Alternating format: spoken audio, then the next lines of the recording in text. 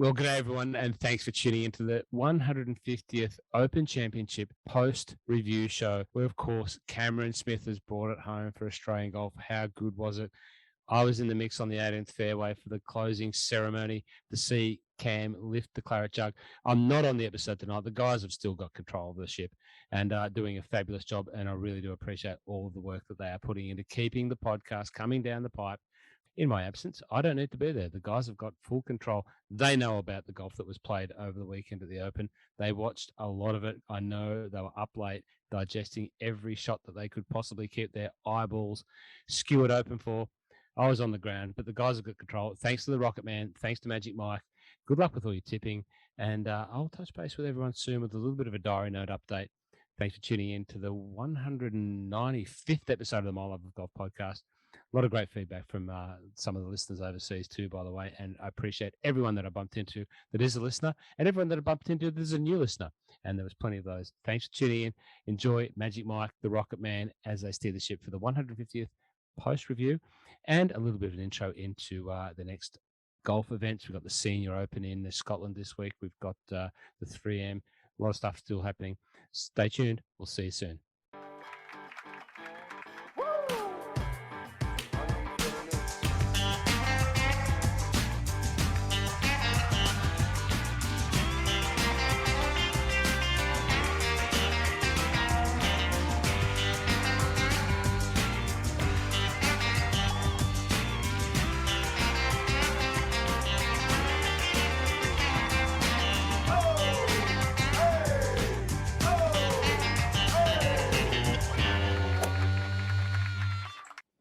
Well, welcome back to the My Love of Golf podcast. Again, leaderless, not rudderless. Our man Roscoe is on the ground. We'll talk a little bit about him. He's probably going to do his own stuff while he's over there in Scotland. Hopefully his dad doesn't tell me off for that really very poor accent. And so it's going to be really interesting to see what the great man produces while he's over there. Although I do feel like he cursed my man. You know, we might talk about Max a bit later, but that's all right. Magic, how are you? Good, mate. Do we? Quick question for you, without notice. Does this go up on YouTube? I don't know if Ross. So. I don't know if Ross has been posting it. Well, just for everyone that didn't get to see what I just got to see, a little peek into Rocket's brain for a second. So. Obviously, without Ross here, we need to figure out how to play the music because we don't push buttons. We just sit here and talk rubbish for an hour. So Rocket's in charge of playing the music at the moment. So we fluffed around and got it sorted. But to play the music, he just had to show on his screen just then the songs or the albums that are sitting in his iTunes music account. And so there's a couple of albums there. And it was a very, very, very eclectic mix. It was Henry Rollins. Yep. It was the free bloody U2 album from 1 million years ago. They loaded onto everybody's phones. It doesn't matter how many times you delete it, it comes back. And the 12th Man was on there. Yeah, the box set. The box set. It's like, honestly, and has Iron Maiden on there as well? Yes, that's correct. Flight 66. I've got that and the movie. That is, honestly, one of the best collections of albums I've seen in a long time.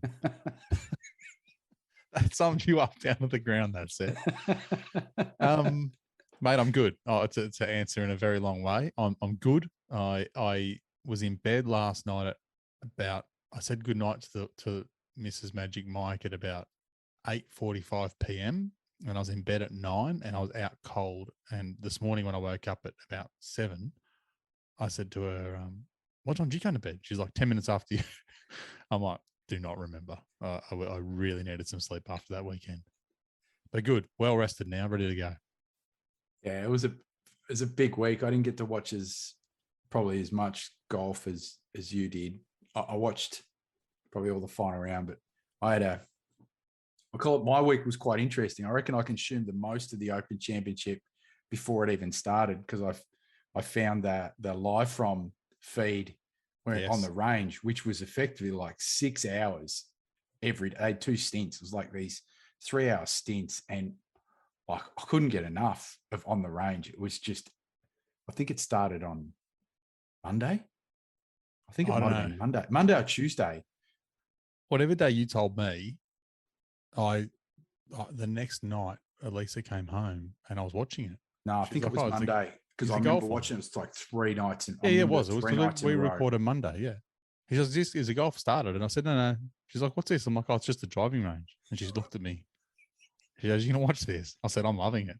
She said, I'm going to go in the other room and watch TV. What made that better is that they had a guy on the course roving around with the other players that were playing practice rounds. Like he had a bit of a whole thing with Rory, which was hilarious on 17. Yeah. Where he'd lost some money to Rory on that one. And then he was just following different groups, and then they go down to I don't know who the ladies were that were down on the range, just interviewing different players. And then they had a couple of other people. It was just, I loved it. Absolutely loved it. And I don't know if it was because it was the 150th and it's just the build up to it. I was super addicted. That's the sort of stuff that is great because golf nerds love it. Mm-hmm. Like I love seeing those guys just practice different shots, and they had that shot tracker up, so the tracer, so you could see what they were hitting and how far that carry was. And I mean, when I turned it on, Rory was hitting driver. I mean, when I thought I didn't really hit that well, and then the bloke goes, "Oh, that's a pretty good carry for into the wind," and I'm like, "Oh wow, he really hit that." it's like 50 meters past me on the fly into the wind. So then I had that, and then Friday morning. I watched a fair bit on Thursday night, but then obviously Friday morning flew down to Melbourne, and only caught highlights and stuff through till sort of Sunday night when I got back. Yeah. And then I was, because I'd had a few late nights. I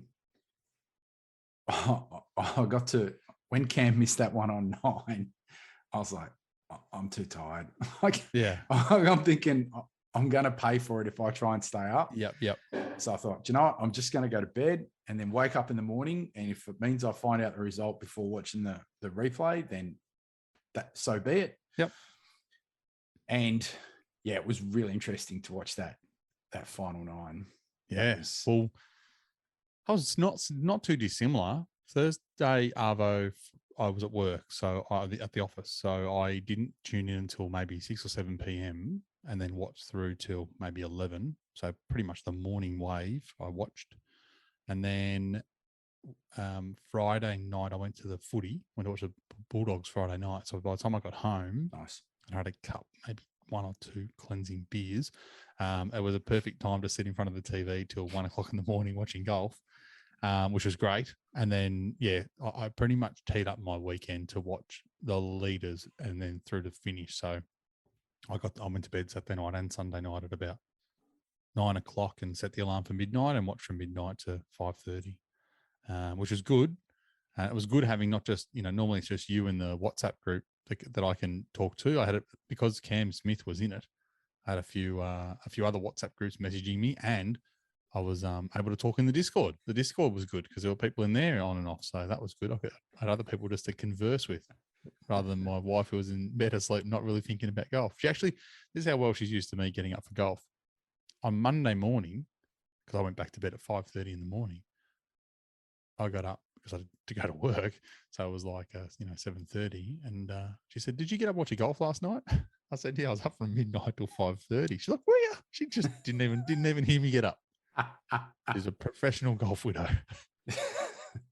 Yes, and for any brand listeners out there, we do not do this as a full-time job. And if you want to pay us to watch golf, Mike's open for offers from Callaway, and I'm open for offers from TaylorMade. That's exactly right. So, we know. We don't look, honestly, we'll take anything, but they're our preferred choice to start with. If it's TaylorMade with a TAI, and they're paying me to play golf. We got a sponsorship from Gary Player's golf balls, those ones that his son was holding up at the Masters, and that's it. Exactly. I don't know. I think we probably have to start with Cam and work our way backwards. Yeah, we do. It's funny. It's like it's the thing that's been brewing for a very long time. You go all the way back to when he first burst onto the scene, where he finished T4 at 2015 US Open at Chambers Bay. And then a couple of years later, he finishes second in the Masters. Which one was that one? Well, I don't have to remember. I don't have your memory, so I've just got it. Oh, sorry.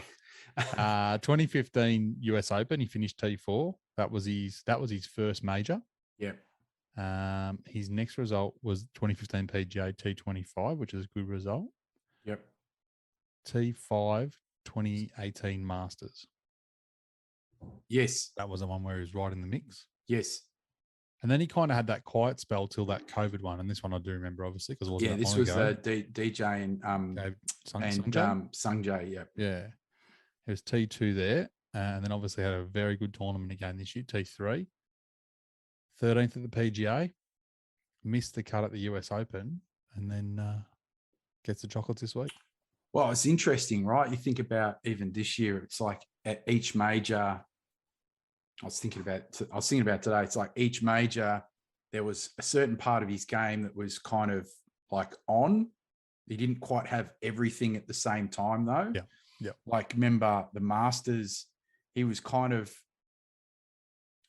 his short game was usually the thing that stands out, but it kind of fell apart over the weekend, especially the final round, right? Where, we go back to the third hole, where normally he would be just slice and dicing that one up close.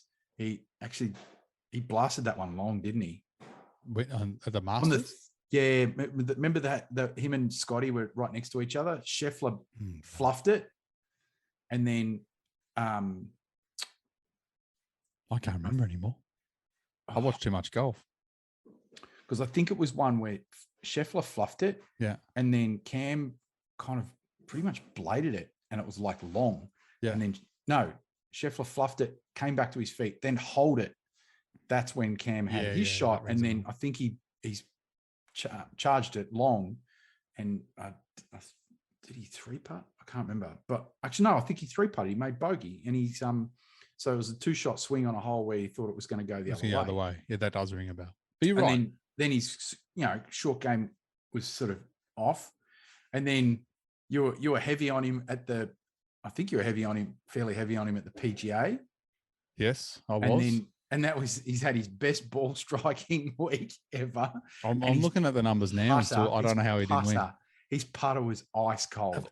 And of all things, after watching him this week, of all things to be cold, his putter. But even when his putters, like his cold putter is still better than most other people's putters. Like it was frozen. Like it's like someone had bent the shaft and he was putting with they've turned the head around and it's putting with it backwards. I don't know. Mate, he's only lost strokes putting 3 times this year. Jeez. Once was at Sony where he missed the cut, but that's the week after he'd won the Century Tournament and champion. So if he wasn't hungover, I'd be shocked. Yeah. One was RBC Heritage. He lost 0.6 of a shot putting. Yep. And then PGA Championship. PGA Championship. He finished T13. He lost 0.85 of a stroke putting. To put that into context, this week he gained 2.86 strokes putting for the week. So yeah, you're bang on. Like if you look at his tournaments this year, his majors, not his tournaments. He's third at the Masters. He's picked up a shot putting. He's picked up 2.5 approach, which is his ball game. At the PGA, he's picked up 2.5 an approach again, but he's lost and putting, and he's going to finish 13th. Didn't do anything well at the US Open and missed the cut. And then again this week, he was pretty much just better than the field across the board, around the green, approach, and off the tee. But his putter, nearly 3 strokes he's picked up on the field, which is, unbelievable. Yeah. Especially when you think about he's putting in the 3rd round. What do you make you think? Yeah, well, it's like you start to look at that and you go, oh, it's happening again. Yeah. Oh, no, it's happening again. No, mate, when he hit that ball into the bunker, I can't remember what hole, 13 off, yeah. The one where he's standing in it? When he's standing in the pot. Yeah, 13. That was never the shot. Never. No, never, ever.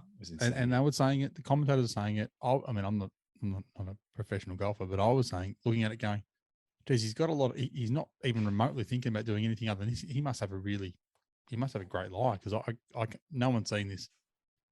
And then he took a swing at it, and they're like, oh no, this could be a big number. Yeah. And I thought, and to be honest, that was when I thought the tournament was over. And that was on the Saturday. I think they talked about this on one of the 75-hour episodes of No Laying Up. She's had some long ones this week. The post rounds. Yeah, the post rounds one. She's that long. Quite funny, but long. 2 hours. But the thing they made the point of, and I'd never really sort of thought about it, is that potentially, the shot on 13 is sort of emblematic of, it's almost a little bit Phil Mickelson, right? Because if I think about it, you had a bit of head wobble back in my day. One of my actual strong suits was my around the greens and putting. I kind of had this unshaking faith in my ability to get it up and down if I'm in, put it, doesn't matter if I'm short side, long side, wherever, it doesn't matter. And you think about his short game and his putting, like it is probably heads and shoulders above most people on the planet. There would only be a couple that could compete with him in that space at the moment. And I reckon that gives him license to go for pins and shots that he would not normally get. People probably wouldn't actually have a crack at. Yeah. And that would also potentially help him with his ability to make more putts, right? Because he's getting it closer more often and stuff like that. And he realizes that if I miss the green, I just need to get this thing within 10 feet. Yeah. And not picking on Tron from No Laying Up, but I'm going to pick on him. If you ask a lot of people from the States, the common theme is that it's because Cam grew up on those hard and fast Australian golf courses. I heard that so much. He's a Queenslander. There's no hard and fast golf courses in Queensland unless it's out in like Bow Desert or like out in Winton or something like that, playing on the red dirt.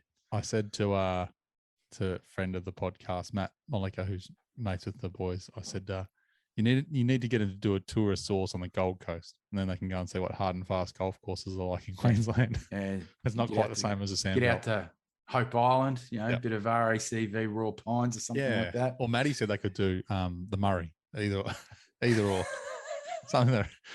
Yeah, it is tricky because I know that everyone thinks Australia, they think of Royal Melbourne, so they think that's what every course is like. And gee, it'd be great if it was, but it's just not that way. I always say it's the same as the difference between playing Florida golf and California golf or New York golf. It's all completely different. Yeah. But yeah, look, his imagination is amazing. His ability and confidence with those wedges and around the green is exceptional. It's a strength. It doesn't matter where he grew up, it's an absolute strength, and it's just a pleasure to watch. Some of the shots that he hits, like you said, you just sit there and the ability for him to hit them is one thing, but then no matter where he ends up on the green, like I don't think I felt like he was going to miss a putt. Like, imagine you had that skill. Imagine. Forget how you hit it off the tee. His irons into greens are exceptional, but even when he misses, he gets up and down inside of a phone box and then makes putts from everywhere. Yep. God, that'd be unbelievable. Yeah. When you're on, you're on. But he's like on all the time. He is. He's number 2 in the world now, as of today. So for me, I don't know where to start because that's what it's 9 years since our last major winner. Yeah, so someone asked me that. No, sorry, Jason Day. Sorry, what was I thinking? It's 7. J Day 2015 PGA. So, and we've had lots of close calls. Yep. And it is. I don't know. I still think of that. I still think of that back nine because, as I said, as soon as he missed the putt, I went backwards with the words, missed the putt on 9, I went to bed. Yep. Because I thought, he's blown his chance. Because he did the thing that I said, everyone was thinking it was going to be that 2-horse race with Rory and Victor the Viking. Yeah. And, as I said in the Discord channel, just, the two cams, if they can get through number 5 at 2 under. Yep. You're off to a good start, really good start. And then, when he missed that one on 9, I was like, oh no, I don't know if I could stomach this because Rory, I'm trying to think. Rory got to 17, I think, by that stage, and Cam was at 14. Yeah, and still it's 3 back. And I'm thinking, I don't know. I think that might have rattled Cam. So then I go to bed, wake up in the morning, see the result. It's like, oh my God. No, well, we said it in the same thing in the Discord. I mean, we said we assume that either Rory or Vic are going to get to 19. So for a playoff, these guys are going to have to go 5 under minimum. Yep. 6 under to win it. And I didn't think one would shoot 5 under and one would shoot 6 under. I know we'll get to my boy, the other Cameron, soon. Sorry, 8. But looking at that 5-hole stretch, like the one on the chip, actually, was it 10, the chip shot? I've got them in front of me because it has blended into my brain and it was a long time ago. It's all of 2 days ago. I can't remember if 10 was the one where he putted or chipped. No, 10 or 12. 10 was the one that he drove up close to the green. Yeah, because that pin was tucked left. Yeah. And he just got it up and on and then made the putt, but the putt was 5 feet. Yeah. That was fine. That was one of those ones that when he made it, you were like, yep, that was a bit like 9 where you expected him to make it, but he didn't make 9, but he made 10. 11 was, as soon as he hit it into 11, I sent a message to either your group, our group, or the other group, and I said, he makes this 16 feet. He is going to make this. I just have this, looking at it, everything about it told me he makes this. And then when he put it in the middle, I was like, all right, okay, I'll get a little tingly here. Might be a chance. But the thing is, though, people don't, I don't know if anyone really understands. You got that 11th and they've put it in that back little tier. Yeah. And so if you're a bit short, you're going to have a 35 plus footer. Yeah. The only way you're going to have a legit birdie chance is actually getting it back up on that tier. But if you go a little long, and the course is playing firm and fast, you go a little long, you're in bogey potential double territory because you're not going to chip it from down there up onto that tier. No. And chance. Then so the shot that he hit, like in the circumstances, and then was one of the shots of the tournament, but then to drain it as well, like even though I was watching it, it's funny. I almost like forgot that he'd won, and I was like, "Oh yeah, come on, Cam!" I'm like, It was like, do you remember? There was a pinball game, arcade game called NBA Jam. From anyone who was grew up sort of through the 90s. There's a bit where when your player was going really well, it would play, he's heating up, and it was like they played. That's what it was in. He was heating up at that point right there. The screen and everything around him started to get flames because it's like, right, this is going to be on, and then he just went on a run, kept the run going. Yeah. So next was 12. What did he do with that one? I'm trying to get the tee shot. Was that the one he had to chip up? Tee shot again. He put right up on the bottom of the green. That was one that had the tier. So I say again, you sort of had the swale. There's the room for error to try and get that one close is not. No, is not a lot. The putt that he had. So he had an 11-foot putt. He had a 62 feet in and hit it to 11 feet. And again, it was one of those ones where you thought, you can't leave it short because it'll literally roll back to his toes. Yep. But if he bites a bit too much off here, this could keep rolling, 30 feet past. And he hit it to the right point for depth, but he was just wider. Cool, no worries. And he's got 11 feet, and you think, yep. And then he made that. I was like, okay, this is getting silly. And then his nemesis hole, 13. How good was a shot into 13? He shot into 13 was a ripper. What did he hit it to? He hit it to 18 feet. It's a Yes. I think that pin was, I'm trying to remember the holes. I think right side. Yeah. So right side, my memory's terrible. So he's in on the right side, but again, go a little bit further there. You're in the bunkers. There was no room to move. And it was funny. One of the things that I sort of noticed over the tournament was how they had to calculate run out.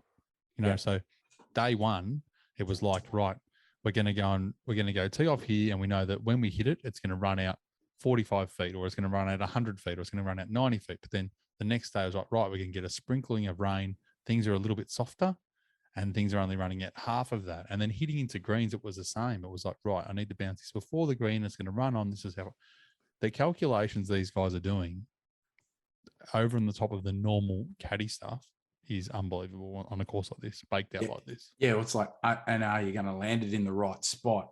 And you're not going to land it into the upslope, or you're going to land it too far on a downslope or down in the flat, et cetera, et cetera. How many times did they, some of the shots that they were playing and knowing, there was a point where I don't remember who it was. It was someone was talking on the commentary about why they kept ending up in the rough. Or it might have been on Twitter. And I was saying, well, because normally the ball can't run that far. Like the ball doesn't run to there. That's why the balls keep going in the rough, because normally something will pull it up. Well, the fairways just run out of steam. Yeah. Whereas there's nothing there to stop it. So it just keeps running until it hits something that's going to stop it. So yeah, that was pretty interesting to watch all week. 14, par 5. I was nervous off the tee. But yeah. Oh yeah. It only just missed. Actually, even on 13, it just ran past the fairway bunkers. And then 14, it was just ran past the fairway bunkers. And they're not pots.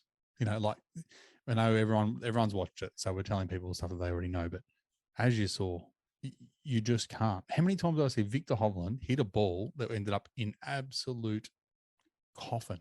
Like it was nothing. It was nowhere to go. He's hitting out sideways.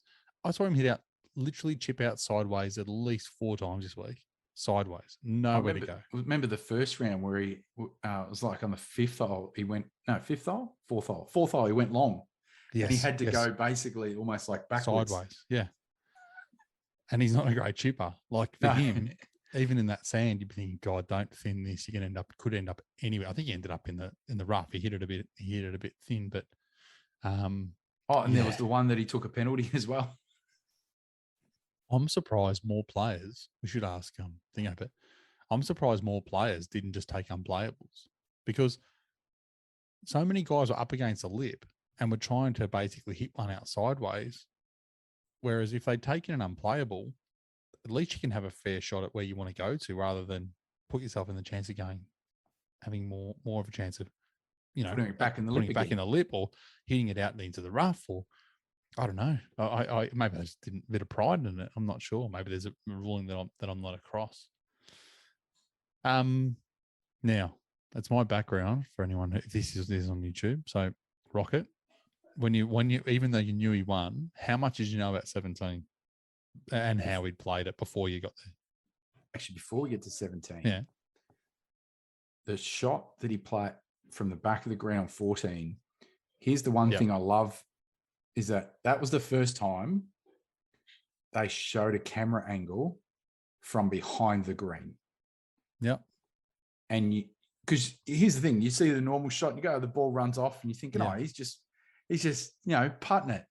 Yeah. Nah, he's putting it up a hill. Yeah, it was up the hill. Yeah. And then so you got to judge it up there. Yeah. And then all the way down, and you don't want it to go too far. No, exactly. You go back off the front. Back off the front, exactly. And you saw where he hit it to. He's because he was putting so well, and the commentators were, I won't say that they weren't nervous for him, but I think if it was any other player, they would have been like, oh, this could go anywhere. But for him, they kind of were convinced he was going to hit some sort of good putt. Probably not that good. What did he hit it to? He hit it to 5 feet. That's pretty impressive. 5 feet from 29 yards. It was funny because I was watching it, and it's like you see it roll over the back and you go, oh, that's in a really pretty good spot. Yeah. Then you get back and have the actual camera angle. First time I've ever seen a camera angle from the back of 14, and I'm like, oh crap. And that's not easy. No, and in a normal PGA Tour event, the 60 degree comes out, you just have a little clip, all of a sudden, 2 hops and zip. Right, we're next to the hole. Done. No. You're not doing that this week. No. That was impressive shot. Yeah, I had forgotten about that. But yeah, the one that probably most people saw at least the stills off, if they didn't get to watch it, was 17. Great drive, really, really good drive, really impressive drive. Him and Cam Young, both very good drives. A lot of players, even Rory, I think he ended up in a reasonable spot on 17 on the final round, but they were hitting big carve fades into the wind and trying to keep it there, whereas the Pro's Pro was straight over the corner or even a little bit further right than where you would have thought, just having that breeze bring it back in. And that was still a good just shot. to have the stones to basically just hit it down the out of bounds line. Yeah, exactly. But yeah, obviously where he ended up wasn't perfect, but it wasn't bad. But yeah, didn't get it, didn't hit it, didn't get it. Obviously, the line was pretty. Definitely got straight at it. But yeah, to end up front of the green on that bunker, it was again probably the point where I was like, oh, well, this is over. He's not getting up and down. Rory's going to make another birdie back there, and it's just going to be done. What were you thinking when you're watching it? When he hit the shot, and I'm thinking, when I saw it coming in, I'm thinking it's going to bounce and bound up. But obviously, he's either one club shy, or he didn't strike it well enough. Yeah. One of the two. Because I reckon all he was trying to do was just get it onto that front edge, that front right corner. Yep. And just try and 45-foot 2-putt from there. Yep. Then coming up short, and then, takes a little sharp turn left down to that front, and you just like going, how in God's name is he going to get it up and down from there? I actually thought, honestly, when I was watching it, they're obviously showing from back down the fairway from behind the green, and I honestly thought, I don't know if he can get it wedge up quick enough and then get it to stop. And is he going to chip over to the left? Is he going to chip over to the right? I actually never thought he was going to get putter out until he had putter out. But it was the right shot. But yeah, it was you described it well before we razor thin. I don't think, again, everyone, if they go back and watch it again, like when he had putter out, I'm like, and you could see where he was looking. It's the margin for error is so small. Yeah. Like probably most other people would probably play a little bit further to the right and putt it up so they've got like a 35-footer. He's effectively going, I'm going for this one, putting just complete, it's you've got to play a shot to try and win a tournament, and this is where he's at. Yep. So you've got road hole bunker. It's basically everything is funneled towards the sands of Nakajima, and he's hitting it, across that almost like a velodrome, and to slingshot it up to get the closest you can to the flag as humanly possible. Yeah. And it's two things. If it doesn't have enough pace, it basically just loops like a pinball, and he's in the bunker, and tournament over, dead. Yeah, because it would probably sling around and be in some back corner or something. Absolutely, he's dead. Or hits it too hard and potential to roll it onto the road. Yep. But no, Cam style hits the perfect putt, perfect speed, finishes pin high. 12 feet away? It wouldn't be much more. I mean, it was one of those ones that, they're saying 10 feet on here. I reckon it was closer to 12. But it was one of those putts that you were like, good, you've given yourself a chance. Right, at worst, you're making bogey here. Cool, we move on.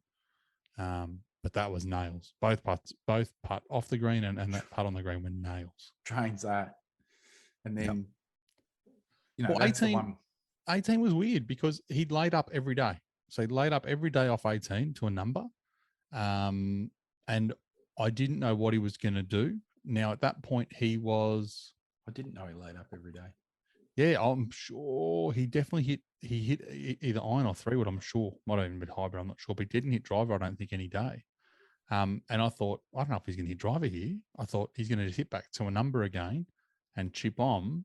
And then he had the lumber out. And I was like, oh, okay, he's feeling it. But I think that he felt he wanted one more birdie to make sure of it, and go from there. And again, pin on the left-hand side, he blasted up the right-hand side. Yeah. That's the other thing as well. He blasted up the right-hand side to get it to run in. I'm going to pull up his scores now just to make sure. Did he putt from the front again or he chip?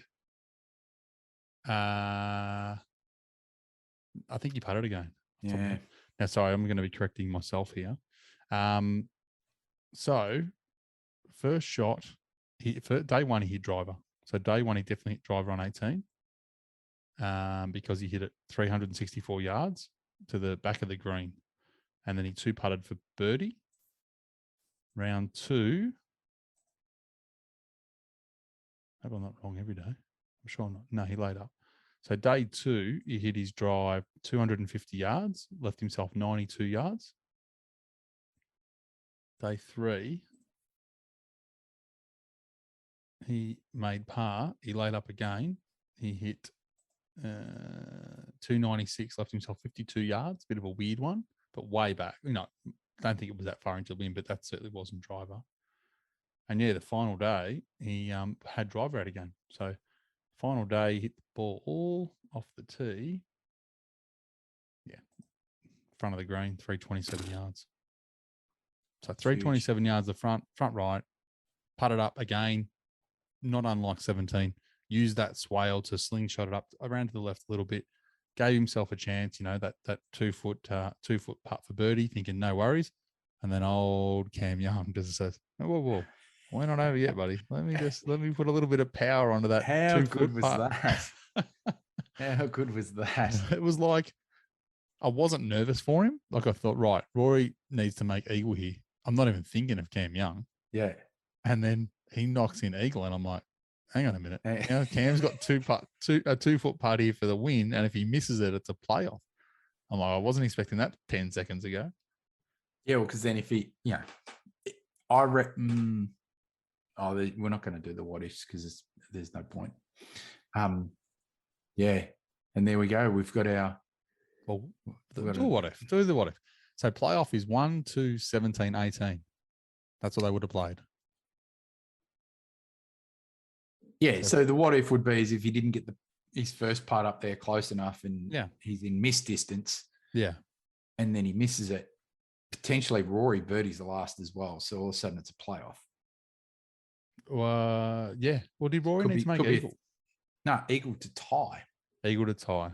That's right. Right, that's right. So if he makes birdie. So all of a sudden he's not, if he only makes birdie, he's not pressing as hard, right? No, correct. So let's say. So you got 3-man playoff. 3-man playoff. You got the Cameron zone and you got Rory. And Rory. 1, 2, 17, 18. I actually still reckon. I think Cam would have won. Yeah, I think at the end of the day, the separator on all of them was the putter, and he had the putter on side. Yes. Now, where do you want to start at the notables down the bottom and make our way back to the top, or do you want to start at the top and go down?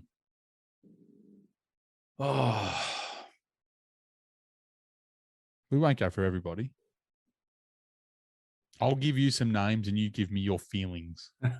Give me your vibes. We'll start with the two boys that finished second and third.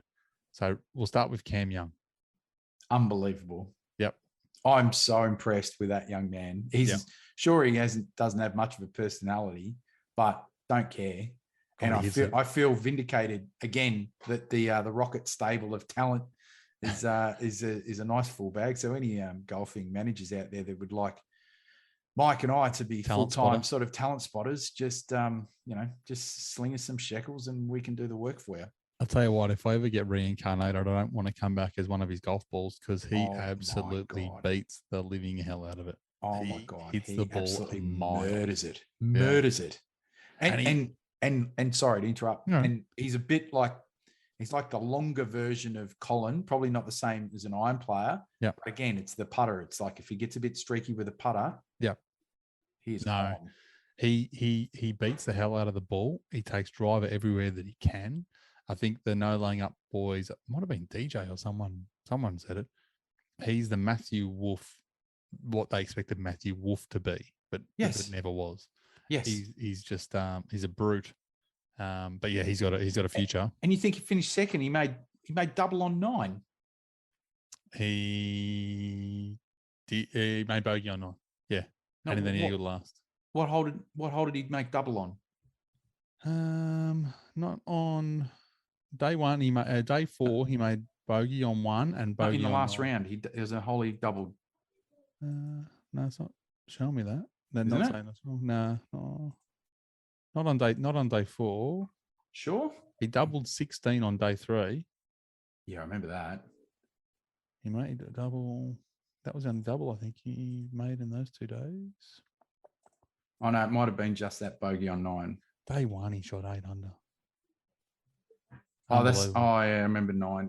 That's right. He's hooked it he's taken. I think he was taking iron off the tee. Hooked it way left. He's a big unit. He's a big boy. But no, he's got a future and he's going to win. He'll win very soon. Here we go. T3 PGA, and he's second here. Yeah. No, it was just impressive golf, and I think it was good for him to have that little spell. I don't have his exact results up here, but I'll try and find him quickly. I think he was featuring in the lake. He was featuring in the lake. He was number 14 or 15, and he always features in round 1 leader, but he did not this week. I don't know why, but he didn't. I think it was good he had a little spell. So he had that run. I'm looking at his data now, right? So he's 3rd at the Heritage, 2nd Wells Fargo, 3rd at the PGA, and he was red hot at that point. 60th at Memorial, missed the cut at the Genesis and the US Open, but really that's some pretty sparse play right there. Yeah. And he's 2nd this week. So he's going to go through to obviously in some good form into the playoffs. And I wouldn't be shocked to see him pinch a tournament before the end of the year. No, it'd be good to see the young man win. Pun not intended. No, that's good. Now, Rory. A lot of people bagged Rory. A lot of people have said, non-winner and, just let that one go. But, look, he just couldn't make a putt. We've all been there. Just picked a really bad day to not be able to make a putt. Yeah, but I think the no laying up guys hit it on the money, though. They said he was really, and you could see it in the first 4 holes. He was playing conservative, trying not to lose it, but at the same time, he wasn't. There were certain times where he just wasn't taking things on. Yeah, some of his shot selection was a little bit questionable. Yeah, I think the commentators said it in the call. I think it was. So he was playing. I'm sure they described it as like a tiger mentality of right. Let him beat you. Don't give it away. And you're right. He was doing what he needed to do, and he was playing good golf. He just couldn't make a putt. Like nothing was going in. I'm going to try and pull up his. But he was not. Stats. But the thing is, though, he was having like 18, 20 footers all the time. It's really hard to make.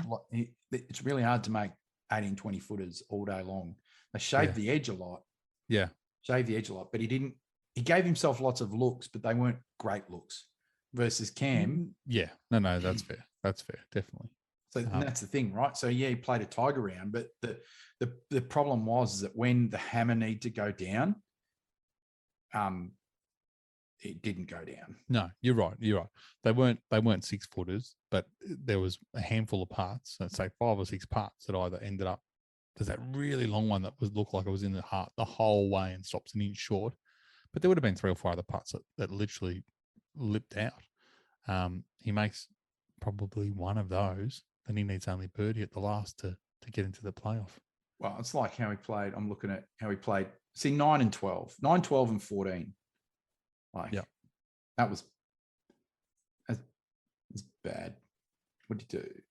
So 12. Yeah, so he put himself in the perfect position on all of those holes, except for 14. He should have. I was still surprised with the 2-iron. I thought he would take 5 wood or whatever it was and try and smoke it over the back, because being at the front and short is tough with that pin. But you look at that. If you think about it, he finished 18 and he did nothing early. The first 4 holes he did nothing, and then don't birdie 9, don't birdie 12, don't birdie 14. No, and you could put 18 to this. You could say, well, in normal conditions, he probably birdies 18. So there's 4 he's left out there. Yeah.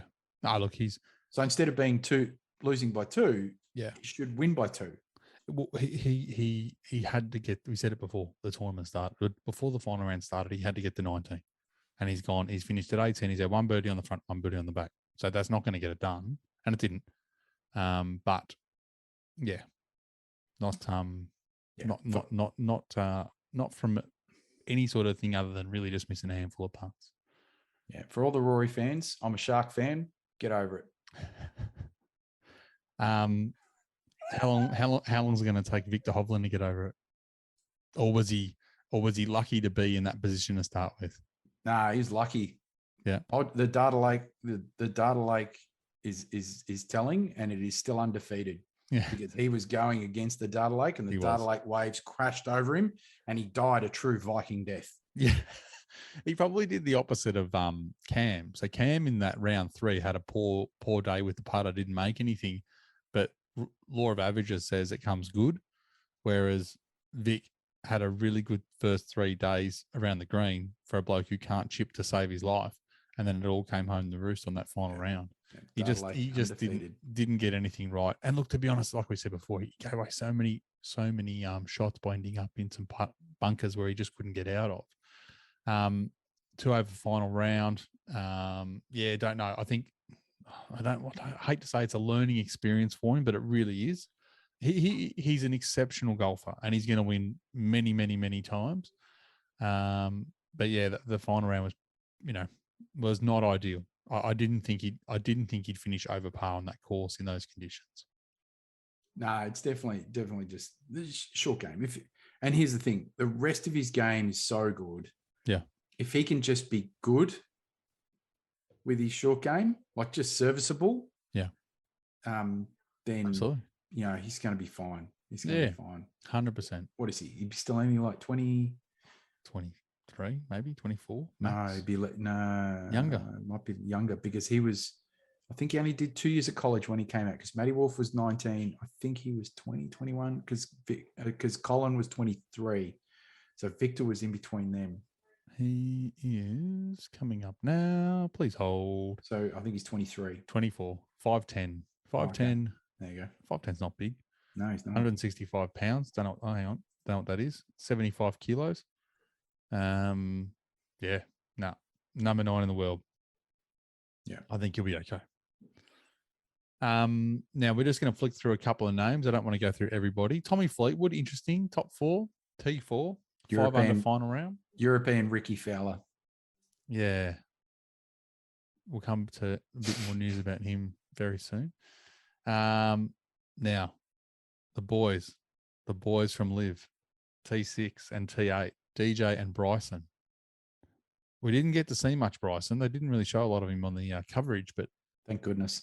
He played the game that he says he's going to play.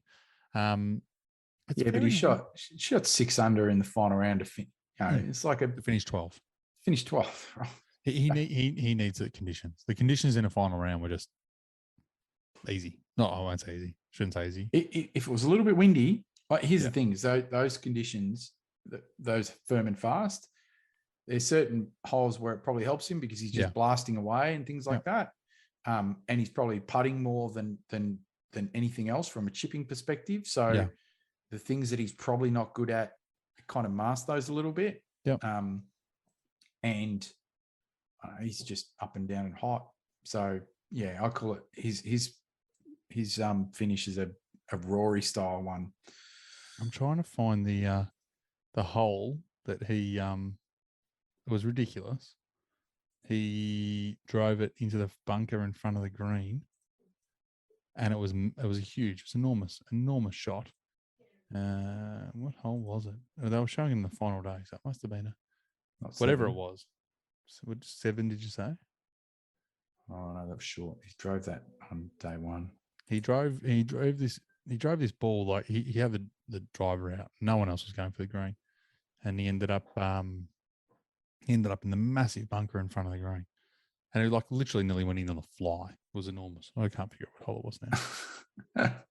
Yeah, look, he's got his route to market, and that's it. That's the way he's going to roll. But yeah, to be honest, we're not going to see him. He's going to play Bedminster next week, but we won't be seeing him in the playoffs. And who knows what's going to happen in the next 6 months where he's going to play. Paddy Cantley, who you nearly took, also finished 12th. Never ever gave it a shake. As long-time listener, one-time caller, Pulse, called him, messaged me this morning and said, yeah, he's got absolutely no vibe at all. As Paddy no, he's he doesn't. There's something about him that, I don't know. He could quickly become one of the most boring players on planet Earth. What do you mean become? He is. Well, you know what I mean. It's one of those ones where for a guy who's going to win, I mean, he's won so many tournaments, you would think that they'd have a bit of a personality about him. But I'm talking long term, he could be, known as how would you put him as a sponsor? Why would you go and say, you know what, I really want to give that bloke some money? He represents my brand. I wouldn't. Yeah, maybe a computer. Maybe whoever his sponsors are, Dell laptops. They should, if they want to get viewership and some personality. Like, there's a couple of people here that would like to watch golf. That's it. Paid to watch golf. I'd happily do that. Spieth was good without ever threatening. He looks like he's a recovering drug addict. He is twitchy as with the putter. No, everything. Just like, I know he has like these like little ticks, but he looked like he was like he's coming off. Bit like jumpy. He's like he's addicted to crack, and he might have had a lot of coffees. But he's like this one. Like, it was even worse, and even over his shots, like he made Keegan Bradley look like a statue. He scares me. Like, this, whatever's going on in his brain, it's like it's a jumbled mess. It's it's a bit like when Billy Ho shuffles into a putt. It's a bit weird. 4 Aussies all finished T21 or better. Herbie T15, Anthony Quayle, great result at T15, Adam Scott T15, and Minwoo Lee T21. All really, really solid weeks from all of them. All were probably targeting a top 10 and all had great weeks, which is really good to see. Yeah, I think it was for most, so for Herbie and I think Adam, they're kind of the third rounds were just the things that sort of, killed them. Right. It's like so you look at Herbie and Minwoo, they shot one over in the third round. Yeah. When if you're trying to put yourself in a position, you should be trying to be shooting 68. So if you go, what did they finish? He's 15. Herbie's 10. If he finishes 2 under instead of 1 over, he's T6 and automatic for next year. Yeah. Yeah. Or puts himself in a position where, does he get a bit of a sniff and wind up like a top and unleash and do a semi Cam Smith, right? Because I could see Herbie and Minwoo have that possibility. Yeah. And Scotty's just, I don't know. Scotty. He's playing good golf at the moment, Adam Scott. He just plays good golf, and that's it. Yeah. No, he's not threatening anything, which is I don't know. I think I've run out of Adam Scott care tickets or something. No, I just don't care. 2 other Aussies that did well, we should mention Scrivener T53 and Brad Kennedy T53 as well. Brad had even in the last round, but that's great results. That's a really good week. Really good effort to get there and do that. Now I'm going to flick right down the bottom and discuss a couple of people. The first one I'm going to talk about is the one that we probably should have talked about near the top, and that's Tiger. Did you get to watch any of Friday night our time? Because I luckily got to catch him post football at about midnight 1 a.m. I think I watched the last. Actually, I was posting the Discord channel. I watched the last 4 holes. Yep. Oh yeah, you did. Yeah, it was probably it was great to be home to watch him finish. There's not many times that you're sitting there watching golf knowing, even if he does play the Open Championship game, and even if it is at St Andrews or it isn't, watching him walk the last probably 2 holes, definitely 18, and knowing while you're watching that it's something that you'll talk about for a long time was really special. The timing of Rory walking up one and giving him the tip of the cap was just Rory and uncanny. JT. Yeah, uncanny to watching that happen. And to watch Tiger getting emotional made me get emotional. And literally, Mrs. Magic Mike got up to grab a glass of water, and it wasn't whatever it was, 12:30 at night. And she's like, "Oh, what's happening?" And I said, "Oh, Tiger's in tears. He's finishing. He's not going to make the cut, and this might be like." And she stopped. She'd been in bed for 3 hours. She stopped, walked over to the TV to have a look. So she understood. And this is something that's pretty special. Yep. Yeah. Yep. And I thought he was. I reckon if he stopped to tip his cap, I reckon he didn't do it because he would have. Yeah. He would have fell apart because you could tell as he was coming over. You could tell he was trying to hold on because he didn't want to show kind of that emotion. Yeah. And then got to give kudos to Max. I was about to say you got to recant the Max stories, because the Max stories were on the No Laying Up podcast. The post day were exceptional. I don't know if I'll do it any justice, but people can listen if they want to. But give them the rundown. Yeah.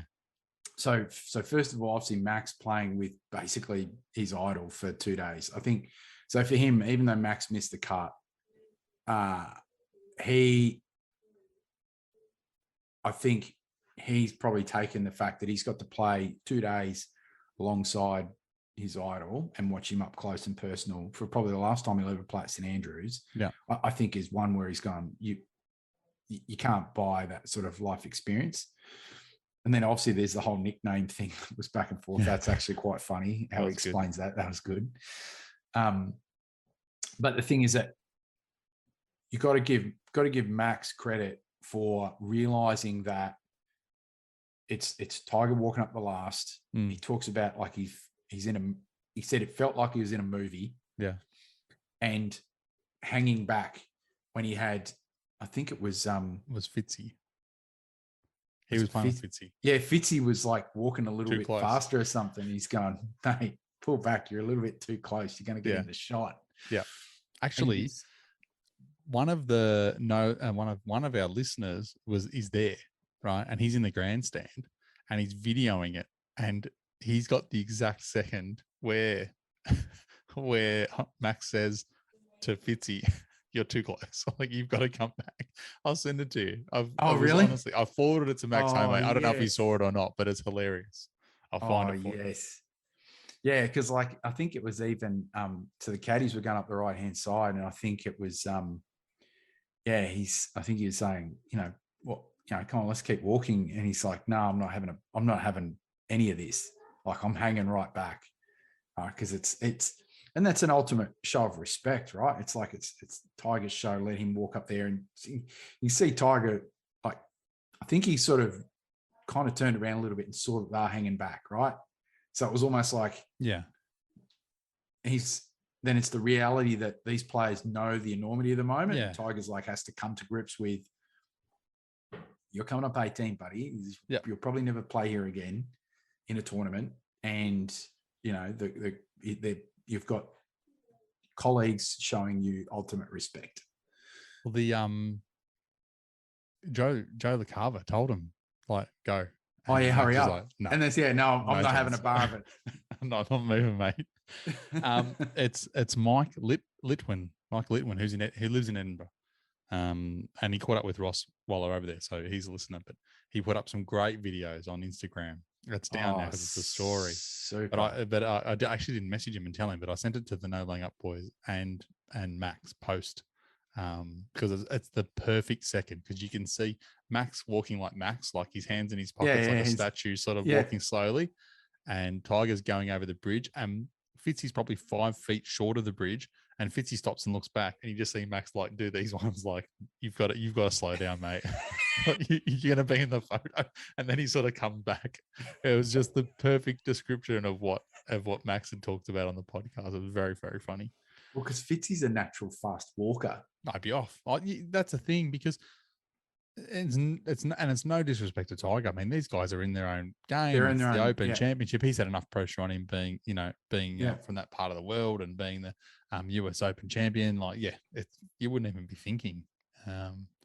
But yeah, it was really, really, really well described by Max. So it must be the round 2 post game overview. So right at the start, pretty much right at the start for 30 minutes. And I'd say do yourself a favor, watch it on YouTube. If it's the best one, because you can see Max describing it and it's quite funny. Yes. Yeah, it's really good. And it's a shame about my man, but he got to play 36 with his idol. So it was awesome. Well, to give us a rundown on Max.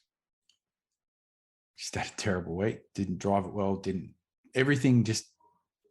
I thought he was trending, and everything was building towards it. Yep. And it's like whatever his game was, it kind of left him. And I actually, and maybe playing with Tiger was the worst thing for him. Yeah, I think it was the best and the worst thing for him. Yeah.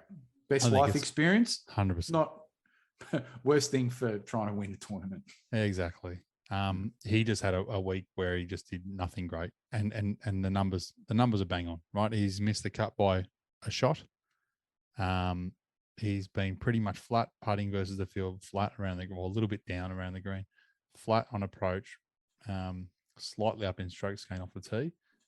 Lost half a shot. That's it. Just very, very the even week.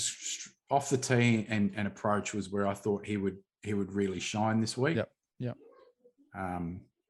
Didn't work, but it's no not going to be anything that he won't cherish for a long time. Yeah, but I think he'll be back, and he'll certainly be winning tournaments again soon.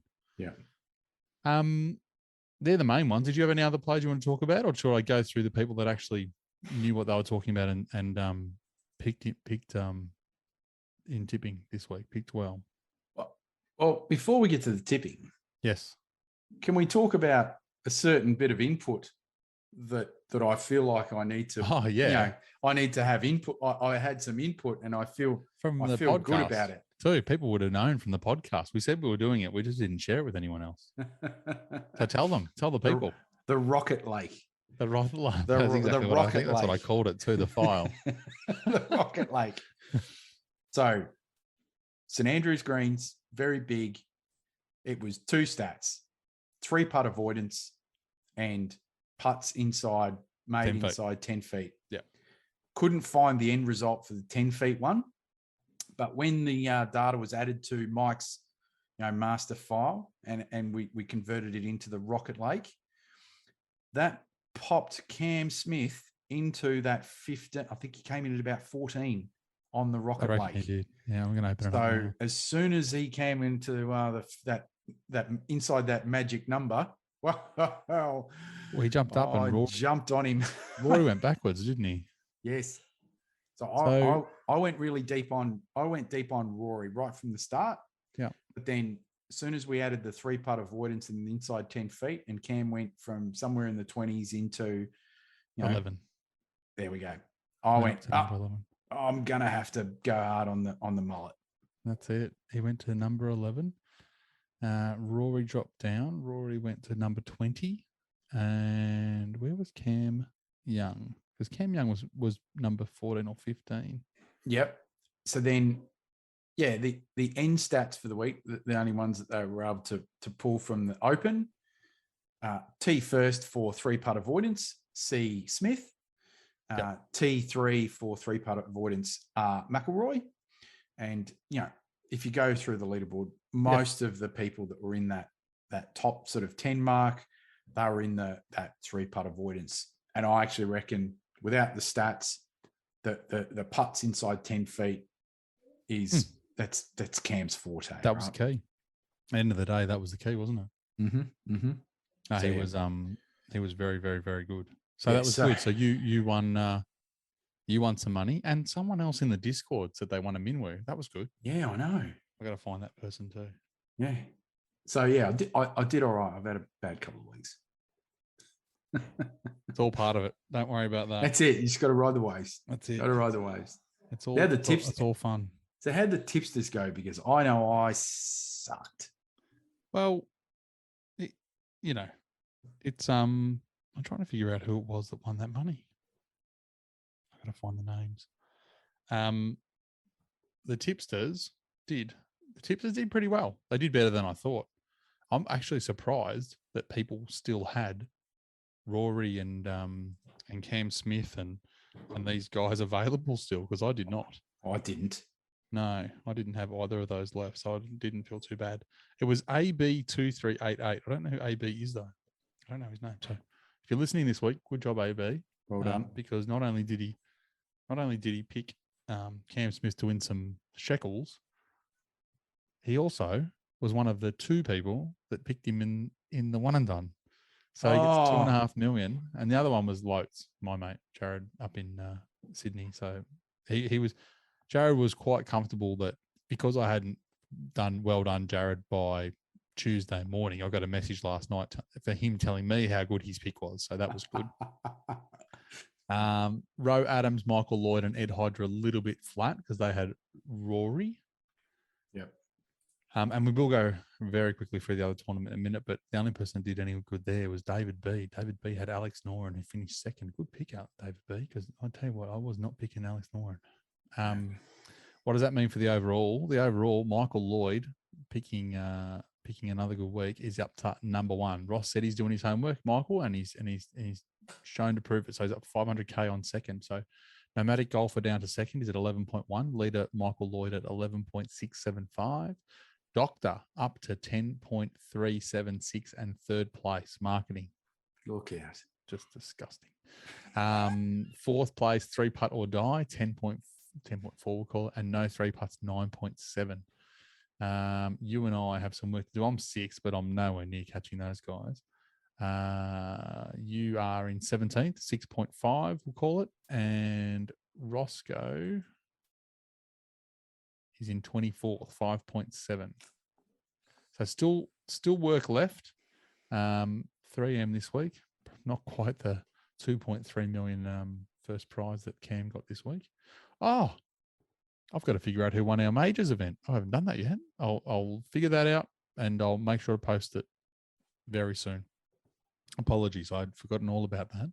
But I've got a funny feeling Michael Lloyd might be right up there, so we'll find out. Do have a prize for that. So that was the Open. I'll quickly run through the Barracuda, so I can guarantee you didn't watch any Barracuda. The Stableford event. I'll give it a quick rundown because most mornings I did watch a few hours, and then we can have a talk about some general news. Shez Reevy won, which made I know we talked about no laying up a fair bit this episode, but Icarito was very, very happy because he's been calling it Shez Fest. Was 2 weeks ago he had Shez Fest where he put all of his shekels on Shez Reevy, and he's gone and won this week, which is great. So he won or as Andy Johnson would call him, Shea Revet. Shea Revet. Yeah, that's quite easily called that. He was unbelievable in round 2. So it's roughly two points is equal to a birdie. He's gone and shot 19 points in round 2. So as you can imagine, that's 9-10 under off the sticks. That's very, very, very good golf. Alex Noren, 42 points, 1 point behind. Really good final round. Marty led, finished 3rd. So Roscoe's boy there, quite high up there. The guys that we sort of like this week, Mark Hubbard, Cam Davis, Mav McNeely all finished, and Nick Hardy all finished T13 or better. So all 4 of the picks were right up the pointy end, but just couldn't get it done. Austin Smotherman as well was up there in T8. 8, and Cam Davis, was 6 as well. So there's a lot of names that we didn't mind there. Harry Higgs was in 11. Sean Crocker, American over from the European Tour. It was a funny event. The course was playing to. I thought they would have set it up a little bit. I would say a little bit easier. They finished probably 20 under, which is very, very good scoring. But I expected it to be eagles, coming out of the ears and things like that. The rough was very, very hearty rough. So if people were getting offline, it was one of those courses where it was going to gobble up the ball a little bit and make it a bit hard to get up and down. But look, it was an okay tournament. There was nobody there. It's one of those tournaments that you can just see disappearing in the next 12 months when they figure out what the new schedule looks like. And it will be interesting because when you take out all the bad tournaments and you put up a good tweet today or tonight, Rocket, around the majors and how many days there are in between or weeks in between, when you take out all the poor tournaments and then you've only got good tournaments left, it makes it tricky because the guys can't play every one of the good tournaments. No. So I don't know how it's going to work. It's going to be well, they're so hell for leather. You know, because if you wind it back from, as I said, it's like you've got the 16-week window where you play the 4 biggest events. Yeah. And so there's not a lot of time between each of them. And even when the PGA was in its other spot, there was a big gap between Masters and the US Open, but then it was US Open into the Open and then into the PGA. So it was still the same sort of thing. But the thing is, though, the first part of the season, you'd have a lot of stuff in Florida and you'd have some big events. These players, it's like LA Open through to the Masters was a big sort of block. Then it's almost like this May period, end of April, May, June. So there's like 8-week period where they fill all these other events and then you go another block of the majors. But then moving the PGA into May, it's just... I don't know whether that's going to be the future. It wouldn't shock me to see them move that around again. I think the PGA works well there, but I don't know how else they move things around to open it up a little bit. But we kind of like have your West Coast swing, which makes sense because that's when it's the poorer weather months, so they need to be in the part of the world where there's a bit of sun. Then they sort of go down towards Florida and Texas, and then they kind of go everywhere else, and they go back to Texas, and then it gets a bit sketchy, and I understand that because they've got to make sure they're in the right places and they've got tournaments that need to be in certain times of the year and things. But I don't know. I think that there's going to need to be something whereby maybe it is that they throw these poor tournaments in certain times of the year to give the better players a chop out, and so you don't have to play these ones. Like simple as that. But they're gonna be taking a massive hit from a sponsorship point of view because if we'll go with Dell Computers again, Patrick Cantley's major sponsor. Why would you be tipping money into the Barracuda? Like what on earth are you getting out of that? There's just no. Oh, and the other thing as well, the TV rights, right? So it's a balancing act with the TV rights deal. Yep. They've probably already committed to a certain number of events for the next 9 years, right? So here's the other thing: the PGA Tour, they're potentially hamstrung. Yeah, they may actually have to renegotiate their TV rights deal if they need to turn it on its head. Is it just starting or just finishing? I can't remember. Just starting. 9 years. Yeah. Well, that's a good lead into the next piece of conversation. I don't know where to start with this, to be honest. But I'll tell you. I'll tell you the first story. The first story is a mate of mine who I won't name him. He's on holidays in the UK at the moment. Lucky bugger. And he's sitting on a beach somewhere and starts chatting away to some boys that he knows and gets a message saying that Cam Smith, Adam Scott, and Mark Leishman are all moving to live and it'll be announced on this week. And I said, I don't know about that. Cam, this is halfway through the Open. Don't know about that. Don't think Cam would go. Scott wouldn't surprise me. Not sure about Leish. Probably would have heard by now. But yeah, who knows? There's a lot of money going around. And then I was talking to someone else completely separate 3 days later who's a listener to the pod. And I mentioned it. And he said, I heard the exact same thing from someone completely different yesterday. And my mate's in London, or wherever he's in Spain. There was no connection. So it wasn't like there was someone told someone. It was like, this is not right. That's when I sort of put it in the in our Discord chat or in the WhatsApp group or whatever. And then about 2 days later, now everyone's talking about it and they've asked him about it. So it feels like it's probably going to happen. Now, whether it happens tomorrow, our time, or tonight, could happen tonight. We're recording on a Tuesday night. Or if it happens after the President's Cup, which is the other theory, because the boys want to play President's Cup. We'll start with those ones first. Rocket, thoughts?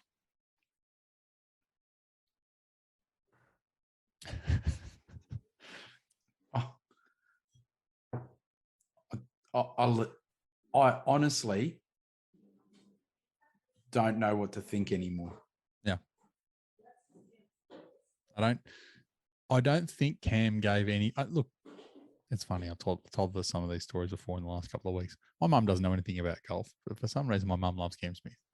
And she was very happy that the boy with the mullet won the golf. And she was very angry at the reporter today, she told me, who asked him about that Saudi golf tournament because it was his special time. And I said, yep, you're probably right. But that was also probably a scripted answer from him because he's already going to go. So he gave me no faith that he's not going when he answered the question that way. As it is. It's not always what you say. Sometimes it's what you don't say that is the thing that people need to pay attention to. And there's a lot that he didn't say.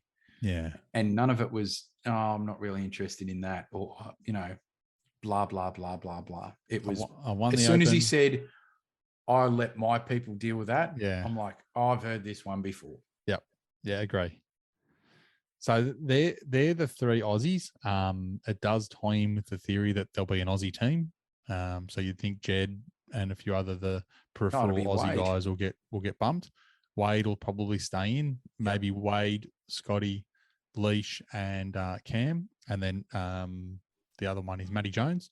So those boys will probably figure out who the four are each week, and then when one's out, maybe you get to sub in for that fourth spot. Feels like what it's going to be, which will be interesting. The other one is Hideki. So big talk that Hideki's going, and the number is huge, like Rory money huge. Oh, it would be, because if you get him, you get all of Japan. Well, that's the thing. I don't know whether I read it on Twitter, but I can think about the eyeballs that you would get. Yeah. It might even have been no laying up. So I apologize. I'm not trying to rehash their podcast by any stretch, but I consume a lot of golf. So I either read it or someone said it on that podcast. But effectively that Strixon was putting in some coin and they were going to be basically part owner of a team and take a share of winnings or whatever it was. But the money that was talked about was 350, 400 million US for the decade to go. So that's a lot of money. Patrick Cantley. Mr. Dell Laptops. He's probably gone. Probably gone. His answer a couple of weeks ago was terrible. It was. He's probably gone. Big Vic, Hovland. Don't know. Don't know about Vic. Don't know. I think Berger's gone. Yeah. I think he's injured. Definitely. I wasn't sure about the Xander. The injury. Xander. Xander's been talked about for a long time. Yeah, I'm not feeling Xander. Not to say that he won't, but I'm not feeling him. I think I'd see a Neiman go before those guys, but never say never. The one that's probably gone that doesn't really make any difference to the world of golf outside of a Ryder Cup captaincy is Stenson. It's a weird choice. The only thing I could think of is if they're planning on having some sort of if they've paid Stenson enough for him to make that decision, that is purely just ultimate spite. FU. Yeah, it's like, it's Ryder Cup captain. We're going to pay him enough money so he comes this way. And basically FU. That's what I was thinking. Or maybe. Just maybe they're going to have a team of senior citizens. Maybe they're going to have 4 elder statesmen. Maybe they'll have a team where those guys that play. Because, I mean, realistically, that's what it looked like for a long time. It looked like it was going to be some okay players, not the top of the tops. And Fleetwood, I think, isn't Fleetwood another one? Fleetwood's definitely one that they've been talking about as well. So, again, not probably been flying, but not playing poorly at the top of his game. It's just weird. And as we know, we've talked about before this, I play in a social group, the GMGA, Great Men's Golf Association. And the Twitter, the WhatsApp group was flying last night because half the boys I don't understand why you wouldn't go, And I just want to see a tournament in Australia and stick it up in Greg and, you know, that sort of stuff, which is great. Like, I get it. I do understand it. I don't agree with it. But yeah, there are a lot of people that very much are very, very heavily upset about the politics. And some of the boys in there were like, we got to understand this is why it's bad. And I kind of probably sit somewhere in the middle is my honest answer. Yeah. But God, it's really lighting a fire under it. And probably for me, the biggest thing that I'm concerned about now, whereas I wasn't probably concerned before, is let's just say half the guys we just mentioned go, right? Only half. You probably got 10 players in the top out of the top 50 now that are playing there. They're not going to be playing weekly on the PGA Tour. The PGA Tour guys aren't going to be playing with them. I'm not going to be able to watch. Golf becomes more spread out for viewing. If I've got a favorite player, let's just say Cam goes, right? Right now, all of Australia's in love with Cam. Does it follow to live? Do people go against him because he's gone? Some might. Some people will be disappointed because they won't be able to see him because he's not going to play 20 times a year. He's not going to play President's Cup if he goes next week. He won't be able to play. He'll be able to play in all the majors, assuming they don't change that. But if they do, I don't know. The longer this goes on, the more I'm vibing. Something's going to give, and they're going to have to come together with the PGA Tour, and them are going to have to come to some sort of agreement to play nice and play together. I just can't see how the future goes any other way. Don't know. It's not good. There's nothing good about it. Nothing. No. Outside of the bank interest that these guys are getting, there's nothing good about it for anyone else. Agents and their caddies are making good money. Yeah, they really are.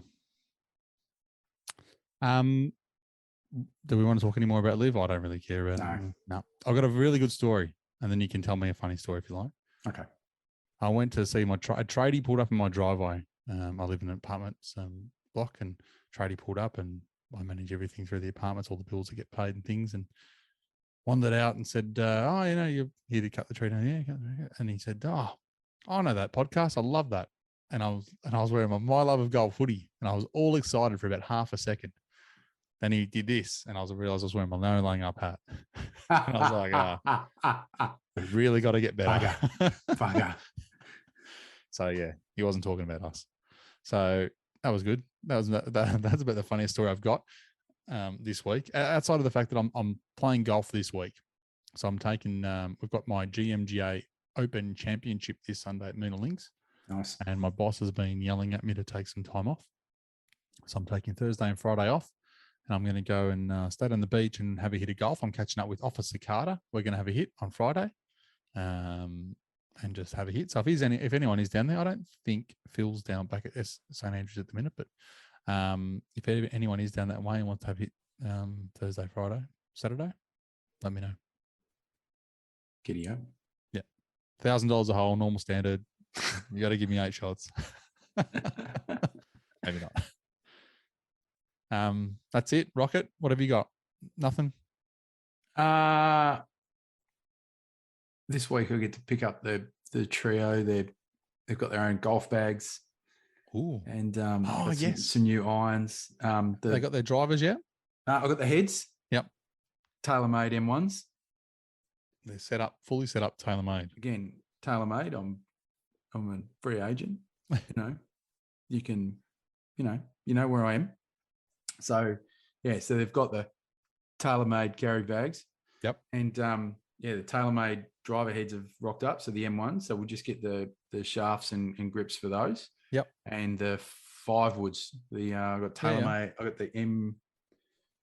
Actually, no, I got M1 5 woods as well. Nice. Off eBay, because they'll last them for ages. They're still starting. And I didn't like some of the kids golf clubs and stuff like that. So I just went and bought adult stuff. Just bought the heads. We'll get them cut down. Yep. No, I love it. That's great. So and they haven't played for a few weeks, so they're really, really excited to get the gear. They're pumped, which makes me quite happy. That's exciting. That's really good. No, it's it'll be good. They'll enjoy it. Good equipment too. they'll be very happy. They'll look like little pros. Yeah, exactly. And it's just been an exciting little journey over the last 3 months watching them. I won't say they're falling in love yet, but you can see the bug and you can see it growing and stuff like that. They're like, yeah, it's good. It's good. It feels good. Ah, good. Quickly before we finish, I should have said the 3M is this week, so don't forget to put your tips in. I'm going to read out the top 15, and that's all I'm going to give you because I don't really. I've only just done the data, but we're looking at slightly longer hitters, looking for a few more birdies, and all the other same sort of stats. A couple of names here that I was surprised they're playing because I expected it to be a pretty lean field. Maybe unless there's going to be some withdrawal, wouldn't surprise me if the top bloke definitely withdrew. Hideki is number 1. Tony Finau, Mav McNeely, Sungjae Im, Emmanuel. His last week. Emiliano Grillo, Davis Riley, Austin Smotherman comes up again, Cam Davis, Joseph Bramlett, Sahith Thigala, Nick Hardy, Tom Hoagie, Cam Champ, Brendan Steele, and Cameron the Triangle Tringali. I think the guys that I'm probably looking at just purely off that were the guys that we looked at last week. So Cam Davis, Nick Hardy, obviously, and Mav McNeely. But the guys that have got the class are there. So Im's probably not playing his best golf. Finau's playing pretty good golf. This could be a little sneaky pinchy win for him. Hideki, I'm not sure he's playing that good either. But Sahith could be one. Maybe I'll take Sahith this week. I'm not sure. He's playing good golf. He's he can make some birdies. He might be my man. Not sure. I'll post it all in. I'll post the screenshot of the lake in the Discord. So if you haven't joined Discord, please do, and you'll be able to see all this stuff posted. That's it for me, Rocket. You? Yeah, I think that's it for me. It's been a long week. Dealing with a lot of live stuff. There you go, Mike. You can see the. That's it. The box set. Bring it back up again. Box set. Yeah, and that's just the iTunes one as well. Sound City. So that's the documentary that Dave Grohl did. Yeah, of course. Yep. He's my mate, Aaron Hendra.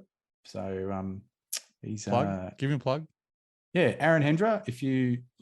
There's one song just called One Man's War, which was written about a guy who's a former bikie drug dealer, became preacher. Actually, they made a movie on him, The Machine Gun Preacher, and Aaron's song was supposed to be the soundtrack, but the director of the movie was best friends with Chris Cornell, so Chris Cornell's song actually got to be the soundtrack song, which is a shame because Aaron actually went over there and spent a couple of weeks with the guy that is the Machine Gun Preacher in the Sudan, where he's rescuing kids from some pretty a lot of slavery and stuff like that.